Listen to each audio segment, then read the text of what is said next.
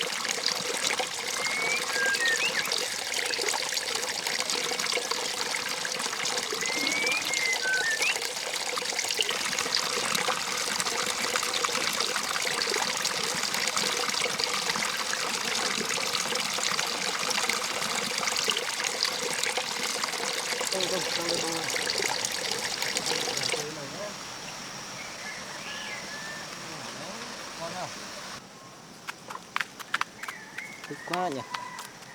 Bông ơi, mày có bạn rồi Bông ơi. Này, mày có bạn rồi này. Có bạn rồi.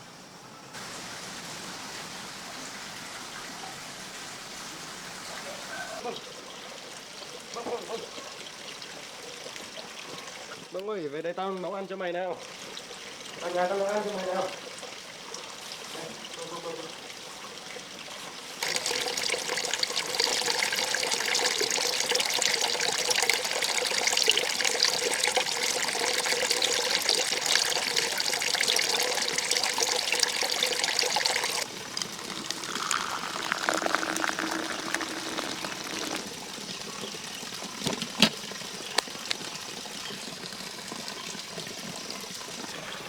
Bông ơi, Bông, về ăn sáng nào. Tao nấu xong rồi.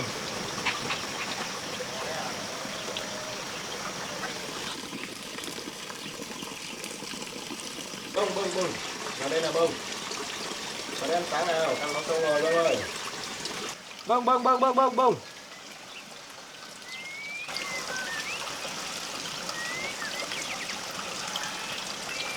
Bông ăn ngon ngon nhá. Bông ăn nhiều vào nhá. Đâu ăn đi. Có anh xanh của Bông đâu nhỉ. Ngon quá Bông nhỉ. Ngon lắm nhỉ. Nào, xuống đây ăn. Ăn no rồi à? Ăn no rồi à? Ông ăn no nhanh thế nhỉ.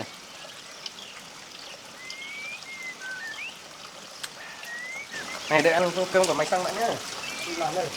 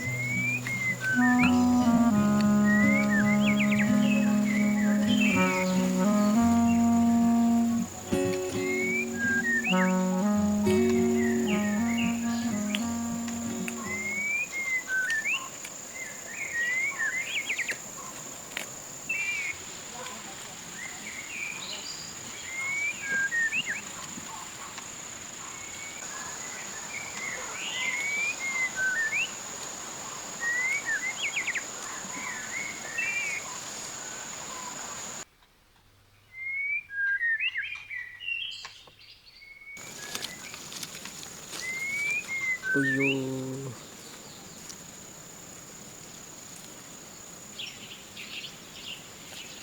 Chúng mình sẽ mang đi trong ra.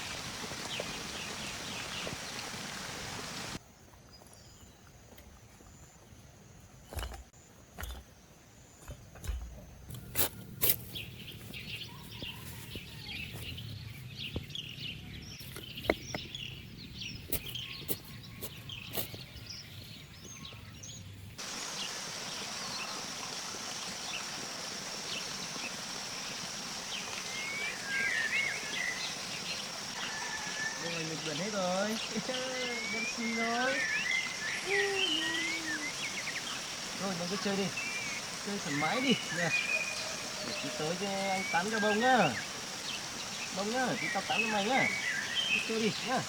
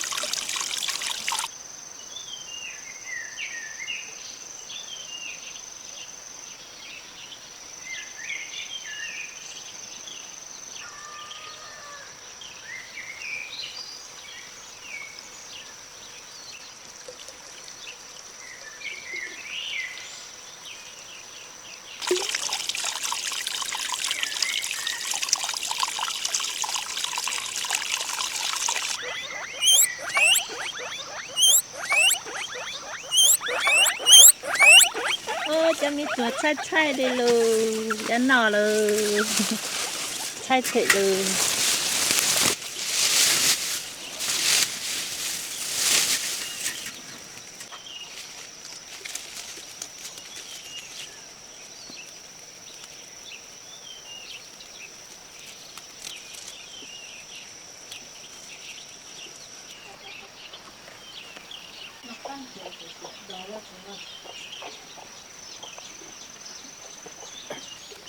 Cô ở nhà. À? Vâng. Ở Cháu có đi qua lên biếu cho cô. Cái gói này là thuốc xương khớp, đau xương khớp. Yeah. Tốt lắm cô. Và cả cái gói này nó là thuốc bồi bổ sức khỏe. Có giống cô phải không? Đây này.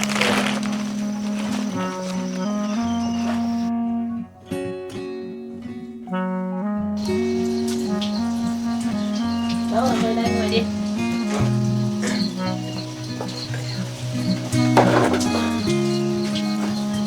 Nhà cô trồng được nhiều tỏi không? Để cháu xin một ít về, cháu muốn xin một ít về cấy. À. Dạ. Cô trồng được nhiều mà. À. Cháu không có thì cô cho. Thế thì cháu xin một ít về cấy nhá. Dạ. Cô trồng được mà, cái này cháu xin thì cô cho. Cái này cho cháu mang về cấy đi, đẹp lắm. Dạ vâng ạ, cháu xin. Dạ. Cháu cảm ơn cô nhé, đẹp quá. Thật đấy cô nhỉ, nhà cô trồng cái này mang đi mỗi cấy thu. đi, cấy để làm giống. Vâng. Cháu nghe nói là bác trai bị ốm, bị bệnh xong rồi đi nằm viện rồi, đúng không? Vâng ạ. Đi nằm viện bây giờ đỡ đỡ một tí rồi. Thế bác trai sắp được ra viện chưa? Chắc mấy ngày nữa mới được ra viện. Thế cháu cũng không lên thăm được thì cháu gửi một ít, đây gọi là tấm lòng của cháu. Cô mang đi mua một ít thuốc bồi bổ cho bác trai nhé. Vâng, thế cô xin nhé. Vâng. Cháu cảm ơn đây cái hành của cô nhé, cháu về đây. Vâng. Vâng. Nhưng hôm nào lại lên chơi. Vâng.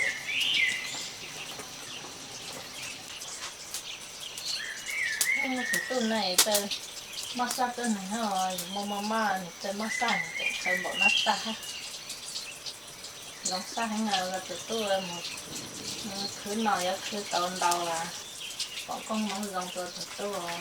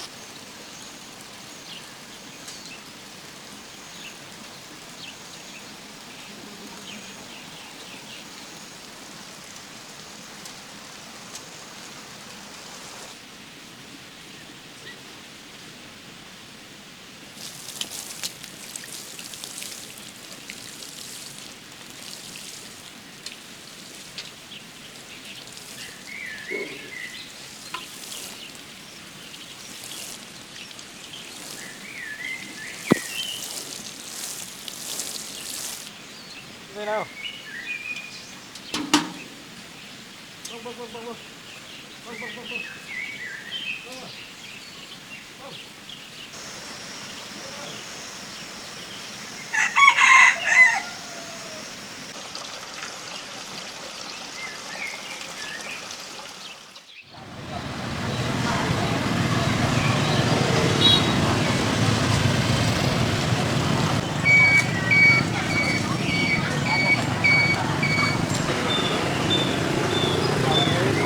bàn giao xong rồi đi đi vô trình dùng được, nó đang còn kiểm tra.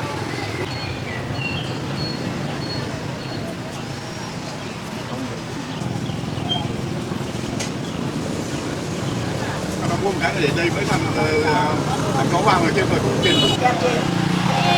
Cái bia rằng là bảo mấy con trả để lá hết nhưng mà nó cứ ghét còn đem chê.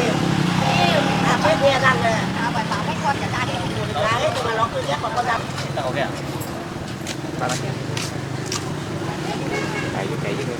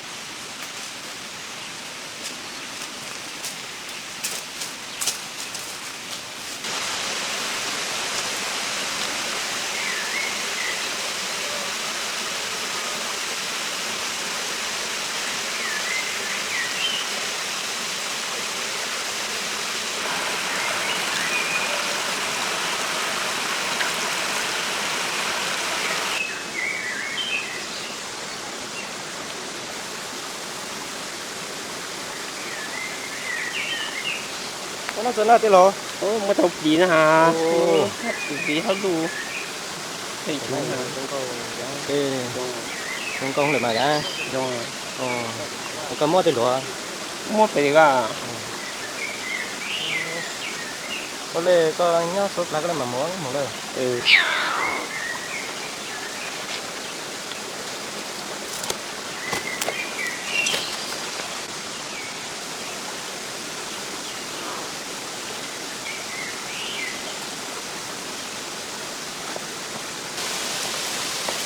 Anh ơi.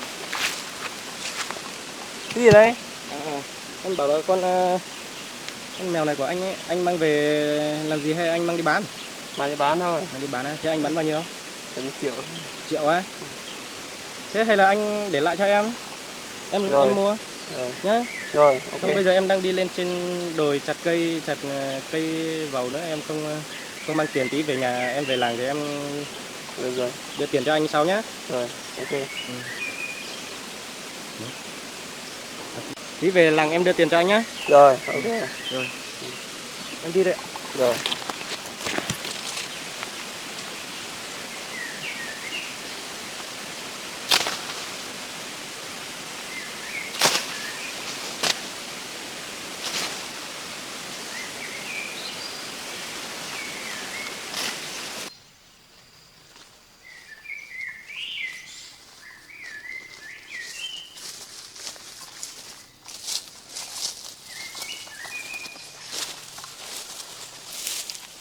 Mày dễ thương quá.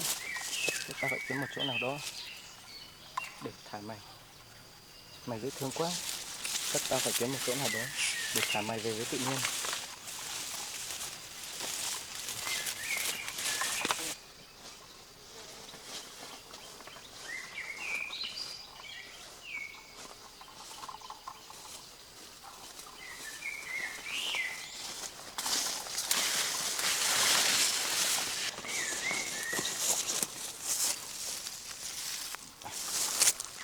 Ở đây có nhiều cỏ ranh. Chúng ta sẽ thả mày ở đây thôi, để cho mày có nhiều thức ăn.